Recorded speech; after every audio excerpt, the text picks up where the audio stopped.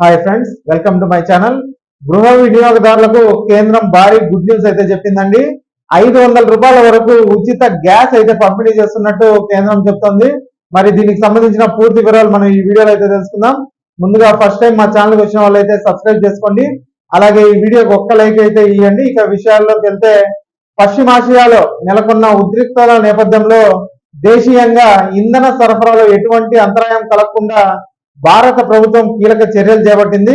ఇంధన భద్రతను పెంచడంతో పాటు దిగుమతులపైన ఆధారపడడాన్ని తగ్గించేందుకు వినియోగదారులను ఎల్పిజి నుంచి పిఎన్జి అంటే ఎల్పిజి సిలిండర్ నుంచి పైపుడు న్యాచురల్ గ్యాస్ పిఎన్జి వైపు మళ్లించేలాగా ప్రభుత్వం ప్రోత్సాహకాలను ప్రకటించింది.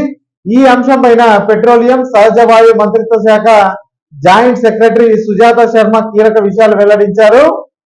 ఇంధన భద్రత పైన కేంద్రం నజర్ ఎల్పిజి నుండి పిఎన్జి వైపు భారీ మార్పు అనేసి మనకు ఒక విషయం అయితే తెలుస్తుంది. పిఎన్జి వినియోగదారులకు బంపర్ ఆఫర్ అంటూ కూడా ప్రకటించారు. దేశవ్యాప్తంగా పిఎన్జి వాడకాన్ని పెంచేందుకు గ్యాస్ కంపెనీలు ఆకర్షణీయమైన ఆఫర్లు అయితే అందిస్తున్నాయి. కొత్తగా పిఎన్జి కనెక్షన్ తీసుకున్న వారికి 500 విలువైన గ్యాస్ ఉచితంగా లభిస్తుంది. కనెక్షన్ కోసం చెల్లించాల్సిన సెక్యూరిటీ డిపాజిట్ ను ప్రభుత్వం పూర్తిగా రద్దు చేస్తున్నట్లు కూడా కేంద్రం ప్రకటించింది. ఇక 3 నెలల గడువుతో తప్పనిసరిగా మార్పు అనేసి కూడా వాళ్ళైతే చెప్తున్నారు. పిఎన్జి సౌకర్యం అందుబాటులో ఉన్న ప్రాంతాల్లోని ఎల్పిజి వినియోగదారులకు రిజిస్టర్ పోస్ట్ ద్వారా సమాచారం అందిస్తారు. అటువంటి వినియోగదారులు పిఎన్జికి మారడానికి 3 నెలల సమయం అయితే ఇస్తారండి. ఎల్పిజి కంటే పిఎన్జి దిగుమతుల పైన మనం ఆధారపడడం తక్కువ, అందుకే ఈ మార్పు ఎంతో తార్కికమైనది అనేసి సుజాత శర్మ వివరించారు. ఇక గత 25 రోజుల్లోనే సుమారు 2,50,000 మంది కొత్త పిఎన్జి కనెక్షన్లు ఇచ్చినట్లు ప్రభుత్వం తెలిపింది. ఢిల్లీ వంటి నగరాల్లో పనులను వేగవంతం చేసేందుకు 24 గంటల పాటు పైప్ లైన్ పనులు చేసుకోవడానికి అనుమతి అయితే ఇచ్చారు. అలాగే రోడ్డు పునరుద్ధరణ ఛార్జీలను కూడా రద్దు చేశారు. ప్రస్తుతం సోషల్ మీడియాలో ఎల్పిజి గ్యాస్ పై పుకార్లు షికార్లు చేస్తున్నాయి.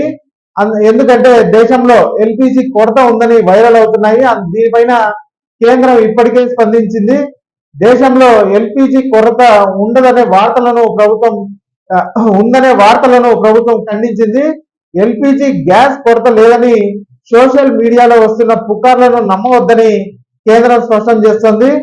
దేశంలో తగినంత ఎల్పిజి ఉందని కూడా తెలిపింది. ఇక దేశవ్యాప్తంగా గ్యాస్ సరఫరా స్థిరంగా ఉందని, మార్కెటింగ్ ను అరికట్టేందుకు నిన్న ఒక్కరోజే దేశవ్యాప్తంగా అంటే బ్లాక్ మార్కెట్ ను అరికట్టేందుకు నిన్న ఒక్కరోజే దేశవ్యాప్తంగా 2,700 దాడులు నిర్వహించి 2,000 సిలిండర్లు సీజ్ చేసినట్లు కేంద్రం తెలిపింది.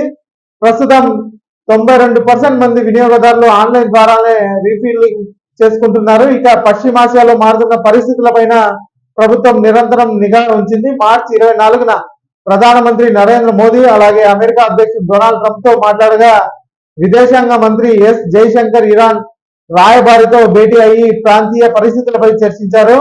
ప్రభుత్వం ఒకవైపు అంతర్జాతీయంగా దౌత్య నీతిని ప్రదర్శిస్తూనే మరోవైపు స్వదేశంలో ఇంధన ధరలు పెరగకుండా, సరఫరా ఆగకుండా పిఎన్జి వంటి ప్రత్యామ్నాయాలపై దృష్టి సారించింది.